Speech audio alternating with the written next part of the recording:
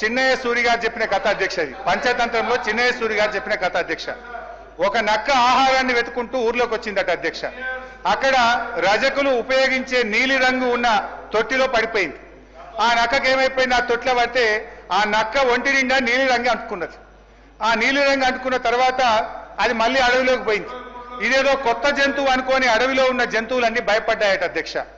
ఈ నక్క కూడా ఇదేదో బాగుంది, అందరు నాకు భయపడుతుందని నేను దేవుడు పంపిన దూతను ఈ రోజు నుంచి నేనే మీకు రాజును అని ఆ నక్క అన్నదట అధ్యక్ష. జంతువులు భయంతో అంగీకరించాయి. ఆ నక్క జంతువులను అనేక రకాలుగా కష్టపెట్టే భరించాయి అధ్యక్ష.